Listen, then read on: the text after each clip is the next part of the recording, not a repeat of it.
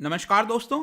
Finally China और European union के बीच में जो इन्वेस्टमेंट डील है वो फाइनलाइज हो चुकी है। चाइना के द्वारा पिछले 7 वर्षों से कोशिश की जा रही थी कि ये जो इन्वेस्टमेंट डील है उसको पूरी की जाए, लेकिन कई सारे कंसर्न्स दिखाए गए थे यूरोपियन यूनियन के द्वारा चाइना को लेकर। तो फाइनली यहाँ पर ये डील हो गया। इसके बारे में हम हर एक चीज जानेंगे, लेकिन इसके पहले यहाँ पर मैं यूरोपियन यूनियन के बारे में आपको थोड़ा सा बता देता हूँ। टोटल जो मेंबर्स हैं दोस्तों यूरोपियन यूनियन में, जैसा कि आप देख सकते हो यहाँ पर यूरोपियन यूनियन के अंदर जो कंट्रीज आते हैं टोटल 27 इन नंबर से, ध्यान रखिएगा क्योंकि यूनाइटेड किंगडम जो है वो आपका बाहर हो चुका है। तो यहां पर आप देखेंगे दोस्तों, जो इसका पार्लियामेंट है यूरोपियन यूनियन का, बेसिकली 3 पार्लियामेंट आपको देखने को मिलेंगे। एक है आपका फ्रांस के अंदर, दूसरा आपको देखने को मिलेगा यह है आपका लग्जमबर्ग, और फिर यहां पर है आपका ब्रुसेल्स। तो ये जो 3 है दोस्तों, बेल्जियम, लग्जमबर्ग और फ्रांस में, यहां पर जो ऑफिशियल पार्लियामेंट है वो बताया जाता है फ्रांस के अंदर। ये जो आप जगह देख रहे हो दैट इज स्ट्रासबर्ग। तो स्ट्रासबर्ग में यहां पर आपको जो ऑफिशियल पार्लियामेंट है दोस्तों वो देखने को मिलेगा।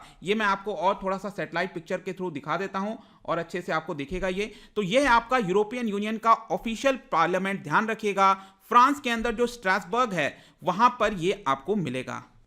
तो चलिए बढ़ते हैं यहाँ पर हम अपने वीडियो की तरफ। जैसा कि आपने यहाँ पर देख सकते हो, ये जो आपका न्यूज़ है, European union sets aside China's rights record. तो यहाँ पर यूरोपियन यूनियन के द्वारा लगातार कंसर्न्स दिखाया जा रहा था कि चाइना कई सारे जो राइट्स रिकॉर्ड हैं उसके अच्छे नहीं हैं, जैसे कि जो फोर्स्ड लेबर हो गया, क्लाइमेट जो चेंज है उसको लेकर बहुत ज्यादा कंसर्न नहीं है चाइना। तो इन सारी चीजों को एक तरह से साइड करते हुए यहां पर जो प्रेसिडेंट शी जिनपिंग है और यूरोपियन यूनियन के पार्लियामेंट के जो मेंबर्स हैं उनके द्वारा फाइनली ये जो आपका डील है वो फाइनलाइज कर दिया गया है, जो कि बताया जा रहा है कि यूएस इससे अपसेट हो सकता है। तो इसके बारे में भी जानेंगे, ओवरऑल पर्सपेक्टिव से जानने की कोशिश करेंगे। चलिए आगे बढ़ते हैं। मैं हूं अंकित अग्रवाल और अपडेट के लिए आप मुझे फॉलो कर सकते हैं इंस्टाग्राम, फेसबुक और ट्विटर पर। मेरे लेक्चर की हर पीडीएफ आपको फेसबुक पर तो मिलेगी ही, प्लस साथ में आप मेरा टेलीग्राम चैनल ज्वाइन कर सकते हैं by searching Ankit Agrawal official. और अगर आप यूपीएससी की तैयारी कर रहे हैं तो आपके लिए सुनहरा मौका है स्टडी IQ लैब के लिए स्मार्ट कोर्सेज, जिसके थ्रू आप अपनी प्रिपरेशन और भी ज्यादा अच्छे तरीके से कर सकते हैं। तो सबसे पहले देखते हैं दोस्तों यहां पर क्या हुआ है। तो वेडनेसडे की बात है, यहां पर यूरोपियन यूनियन और चाइना के बीच में, ध्यान रखिएगा, इन्वेस्टमेंट डील हुआ है। इसको कंफ्यूज मत कर लेना ट्रेड डील के साथ। ट्रेड डील अलग होता है। ट्रेड डील में आपने देखा होगा कि दो देशों के बीच में यहां पर जो गुड्स का एक्सपोर्ट और इंपोर्ट किया जाता है उसकी सुविधा बढ़ा दी जाती है। मतलब कि सपोज मैं कहता हूं भारत और यूएस के बीच में कोई ट्रेड डील है, तो यहां पर यूएस के गुड्स काफी आसानी से भारत में आ सकेंगे और भारत के जो गुड्स हैं वो काफी आसानी से यूएस जा सकेंगे। उसको ट्रेड डील कहते हैं। लेकिन यहां पर हम इन्वेस्टमेंट की बात कर रहे हैं, मतलब कि गुड्स की बात नहीं कर रहे हैं। यहां पर जो यूरोपियन यूनियन है वो आपका काफी आसानी से जो इन्वेस्टमेंट है वो चाइना में कर सकेगा, और चाइनीज जो फर्म्स हैं, कंपनीज हैं, वो भी अपना इन्वेस्टमेंट यूरोपियन यूनियन के अंदर कर सकेंगे। अगर हम ट्रेड की बात करें तो आप देख सकते हो इस समय यूरोपियन यूनियन को ट्रेड डेफिसिट देखने को मिलता है, मतलब कि यहां पर यूरोपियन यूनियन नुकसान में है। आप यहां पर कंपेयर कर सकते हो कि जितना भी गुड्स एक्सपोर्ट किया जाता है चाइना को,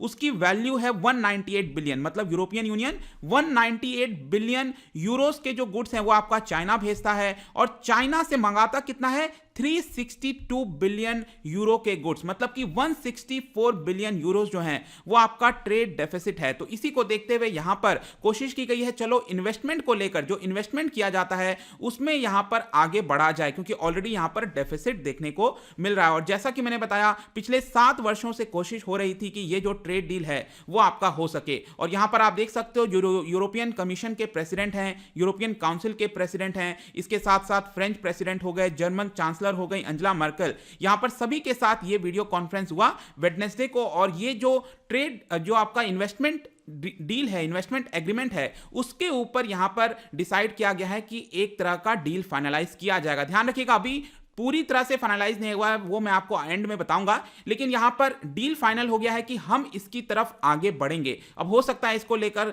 6 महीना लग जाए, 1 साल लग जाए, उसके बारे में मैं आपसे आऊंगा आगे। लेकिन यहां पर सबसे बड़ा क्वेश्चन आता है कि आपने देखा होगा अभी रिसेंटली यूएस के अंदर चुनाव हुए हैं, तो नए प्रेसिडेंट आने वाले हैं जो बाइडन, और यहां पर अभी साल का एंड हो रहा था, तो उसके बीच में इतना ज्यादा जल्दी हरी क्यों हुआ, जिसकी वजह से ये जो इन्वेस्टमेंट डील है वो फाइनलाइज करने की जरूरत पड़ गई। तो देखिएगा दोस्तों, यहां पर एक सबसे बड़ा चीज बताया जा रहा है कि यूरोप के अंदर जो सबसे बड़ी इकोनॉमी है, कंट्री है जिसका नाम है जर्मनी, वो काफी ज्यादा चाहती थी कि चाइना के साथ यहां पर ये इन्वेस्टमेंट एग्रीमेंट किया जा सके, क्योंकि जर्मन की बहुत सारी कंपनीज हैं जो चाइना के अंदर काम करती हैं। इसकी वजह से जर्मनी चाहता था कि यहां पर इसके साथ एक इन्वेस्टमेंट एग्रीमेंट हो यूरोपियन यूनियन का। इसके अलावा मैं आपको यह भी बता दूं कि जो अंजेला मर्केल हैं जर्मन की चांसलर, वो 2021 में उनका जो टर्म है वो खत्म हो जाएगा। इसके अलावा यहां पर जो प्रेसिडेंसी है इस समय यूरोपियन यूनियन की, वो आपका जर्मनी के पास थी, जो कि 31 दिसंबर को खत्म होने वाली थी। मतलब आज के डेट में तो ये खत्म हो गया है। तो इसके पहले चाहते थे जर्मनी वाले यहां पर किसी प्रकार से ये जो इन्वेस्टमेंट डील है वो आपकी कराई जाए। इसके साथ साथ मैंने आपको यह भी बता दिया कि ऑलरेडी ट्रेड को लेकर यहां पर डेफिसिट देखने को मिल रहा है, तो यूरोपियन यूनियन चाहता था कि इन्वेस्टमेंट को लेकर हमें कोई बहुत ज्यादा दिक्कत ना हो। इसके अलावा यहां पर ये जो इन्वेस्टमेंट एग्रीमेंट है वो यूएस इलेक्शन की वजह से अभी के लिए रुका हुआ था। जब यूएस इलेक्शन चल रहे थे तो यूएस इलेक्शन भी खत्म हो गया, और यहां पर कहीं ना कहीं चाइना को कंसर्न था कि अगर जो बाइडेन चुनकर आ जाएंगे तो हो सकता है कि यहां पर ये जो इन्वेस्टमेंट एग्रीमेंट है उसमें कुछ प्रॉब्लम कर दें, जिसकी वजह से आगे चलकर मे भी हो सकता है कि ये इन्वेस्टमेंट एग्रीमेंट नहीं होता। तो इसी को देखते हुए जो बाइडेन अभी 20th ऑफ जनवरी को जब सॉन इन करेंगे as a president of United States of America, उसके पहले चाइना चाहता था कि ये जो एग्रीमेंट है वो यहां पर हो जाए, और कहीं ना कहीं यही कारण बताया जा रहा है कि जल्दी से ये एग्रीमेंट कराने की कोशिश की गई है। अब हम देख लेते हैं दोस्तों इस एग्रीमेंट में है क्या। बेसिकली अगर आप देखोगे तो यहां पर यूरोपियन यूनियन को काफी हद तक फायदा मिलेगा। जैसे कि सबसे पहला है मार्केट एक्सेस। कहने का मतलब है कि यूरोपियन यूनियन के अंदर जो कंपनीज हैं, जो फर्म्स हैं, वो चाइना के अंदर इन्वेस्टमेंट कर सकेंगे। एक तो है आपका एयर ट्रांसपोर्ट को लेकर, जो एयर ट्रांसपोर्ट का सेक्टर है, जैसे कि कंप्यूटर रिजर्वेशन सिस्टम हो गया,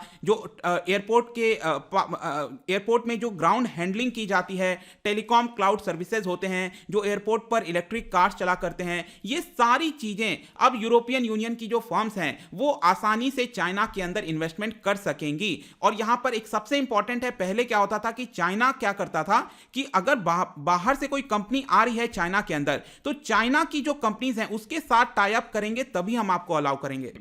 लेकिन ये वाला जो इन्वेस्टमेंट एग्रीमेंट किया गया है, इसमें यहां पर कोई भी ज्वाइंट वेंचर रिक्वायरमेंट नहीं होगा। मतलब कि यूरोपियन यूनियन की कंपनीज अकेले यहां पर आ सकती हैं और इन्वेस्टमेंट कर सकती हैं। इसके अलावा फाइनेंशियल सर्विसेज वाले सेक्टर हो गए, एनवायरमेंटल सर्विसेज हो गए, इंटरनेशनल मैरीटाइम ट्रांसपोर्ट हो गया, एडवर्टीजमेंट हो गया, रियल इस्टेट हो गया, कंस्ट्रक्शन हो गया, तो ये जितने भी सेक्टर्स हैं इसमें यहां पर यूरोपियन यूनियन की जो कंपनीज हैं वो चाइना के अंदर इन सभी सेक्टर के अंदर इन्वेस्टमेंट कर सकेंगे। क्योंकि आप समझो यहां पर यूरोपियन यूनियन के अंदर उतना डिमांड नहीं है, क्योंकि चाइना के अंदर काफी बड़ी इकोनॉमी है, लोग बहुत ज्यादा हैं, तो डिमांड है वहां पर। तो इसके लिए यहां पर यूरोपियन यूनियन की फर्म्स जो हैं वो देखती रहती हैं कि हम कहां पर इन्वेस्टमेंट करें, तो वो चाइना जाते हैं, भारत आते हैं, अफ्रीका के कई देश जाते हैं, तो उनके लिए एक्सेस की प्रॉब्लम है। तो यहां पर चाइना के अंदर उनको एक्सेस मिल जाएगा। अब इसकी वजह से यूरोपियन यूनियन के अंदर जो कंपनीज हैं, जैसे कि फॉक्सवैगन हो गया, BMW, अलायंस, सीमेंस, ठीक है, ये सभी कंपनीज को यहां पर बेनिफिट मिल सकता है।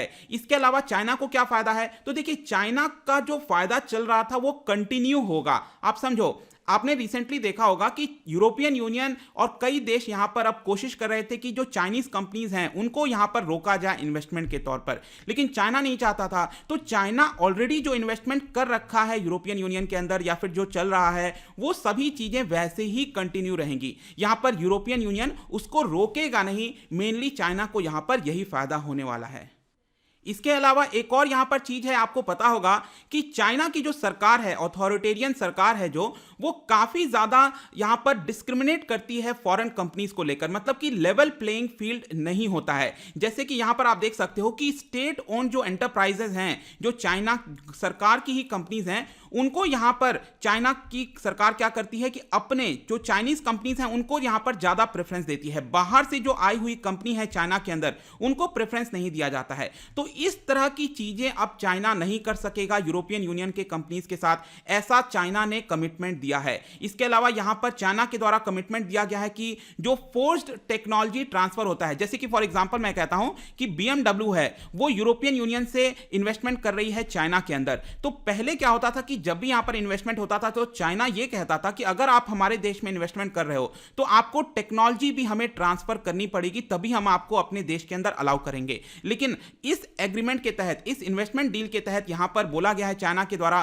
कि हम ऐसा कोई भी फोर्सफुली काम नहीं करेंगे, ये सारी चीजें बैन कर दी जाएंगी। इसके अलावा यहां पर यह भी बोला गया है कि जो सब्सिडीज वगैरह प्रोवाइड करती है चाइना की सरकार अपने खुद के कंपनीज को, उसको भी यहां पर ट्रांसपेरेंट रखा जाएगा। ऐसा क्योंकि आप समझो चाइना के अंदर उनके खुद की कंपनीज हैं, तो वो लोग अपने कंपनीज को प्रेफरेंस देते हैं, सब्सिडीज प्रोवाइड करते हैं, लेकिन उसकी वजह से क्या होगा, जो बाहर से आई हुई कंपनीज हैं उनके कॉस्ट ज्यादा लगेंगे। इसके लिए यहां पर कौन फायदा में रहेगा, जो चाइनीज कंपनीज हैं। इसके लिए यहां पर चाइना के द्वारा यह भी कमिटमेंट किया गया है कि हम यहां पर लेवल प्लेइंग फील्ड रखेंगे। इसके अलावा और भी कमिटमेंट है, जैसे कि यूरोपियन यूनियन को बहुत ज्यादा कंसर्न था। आप समझो यूरोपियन यूनियन कोई भी डील किसी देश के साथ नहीं करता है जब तक यूरोपियन यूनियन को यह नहीं लगता कि वहां की देश की सरकार जो है वो ह्यूमन राइट्स को का वायलेशन कर रही है या फिर फोर्स लेबर कर रही है। इस तरह की जो चीजें होती हैं वो यूरोपियन यूनियन बर्दाश्त नहीं करता। इसी के लिए यहां पर यूरोपियन यूनियन ने कमिटमेंट लिया है चाइना से कि चाइना जो क्लाइमेट चेंज है उसके कमिटमेंट के ऊपर खड़ा उतरेगा।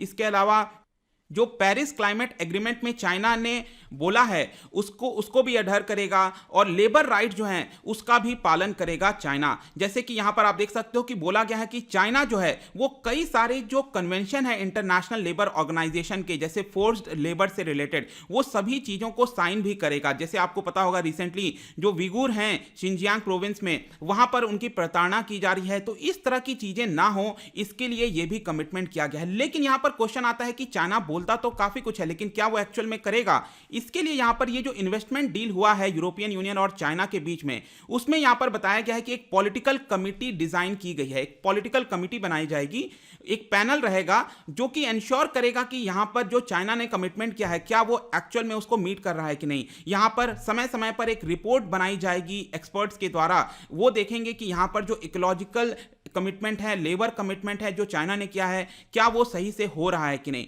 तो ये सारी चीजें इंश्योर करने के लिए चीजें की जाएगी। अगर चाइना इससे कुछ डाइवर्ट करता है तो यहां पर सैंक्शंस लगाए जा सकते हैं चाइना के ऊपर, ऐसा इस डील में बताया गया है। अब नेक्स्ट यहां पर क्या है दोस्तों, नेक्स्ट यहां पर देखिए अभी टाइम लग सकता है, करीब 1 साल बताया जा रहा है, क्योंकि अभी के लिए यह हुआ है कि हम एक डील करेंगे, ठीक है, ये फाइनलाइज हो गया है कि डील होने वाला है, लेकिन उसके एग्जैक्ट टेक्स्ट क्या होंगे अभी वो बनाना है। उसके अलावा जो 24 ऑफिशियल यूरोपियन यूनियन लैंग्वेजेस में अलग अलग टेक्स्ट लिखा जाएगा।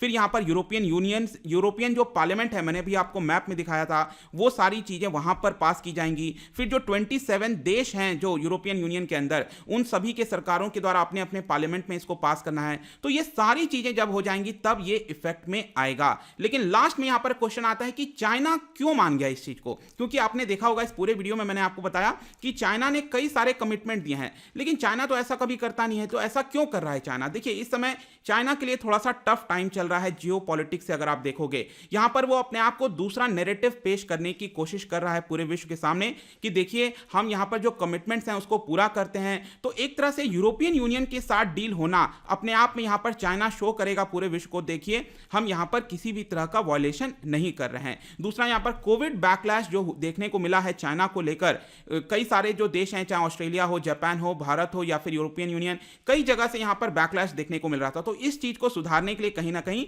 ये हो सकता है। और तीसरा मैंने आपको बताया था कि जो बाइडेन का इलेक्शन आने वाला है, जीत चुके हैं वो, इसकी वजह से हो सकता है कि यहां पर ये जो डील है वो रुक सकती थी, यहां पर सैंक्शंस लगा दिया जा सकता था, कुछ भी हो सकता था। तो उसके पहले पहले चाइना चाहता था ये एग्रीमेंट हो जाए। और इसके अलावा ऑब्वियस सी बात है चाइना जो अपना इन्फ्लुएंस है उसको ज्यादा से ज्यादा बढ़ाने की कोशिश करेगा। तो आई होप दोस्तों ये जो पूरा वीडियो था, comprehensive video regarding China science investment deal with European union, सभी कुछ आपको जानने को मिल गया होगा। जाने से पहले मैं आपके लिए एक इंटरेस्टिंग क्वेश्चन लेकर आया हूं। यूरोपियन यूनियन बनने से पहले इसको कहा जाता था यूरोपियन कम्युनिटीज, जिसमें 6 ओरिजिनल मेंबर्स होते थे। क्या आप मुझे बता सकते हो इसमें से कौन सा देश इसका ओरिजिनल मेंबर नहीं है? ये बताना है आपको। इसका जो राइट आंसर है मैं हमेशा की तरह अपने इंस्टाग्राम पर तो डालूंगा ही, अगर आप इंस्टा पे नहीं हो कोई बात नहीं, टेलीग्राम से ले सकते हैं। मैं कई सारे जो है MCQs हैं अपने इंस्टा के स्टोरीज में डालता रहता हूं, आप वहां पर जाकर प्ले कर सकते हो। अगर आप मुझसे इकोनॉमी पढ़ना चाहते हैं, कोई भी कोर्स परचेस करना चाहते हैं, स्टडी IQ ऐप पर जा सकते हैं। आई होप कि वीडियो आपको पसंद आया होगा। मिलता हूं आपसे next time. Till then thank you very much,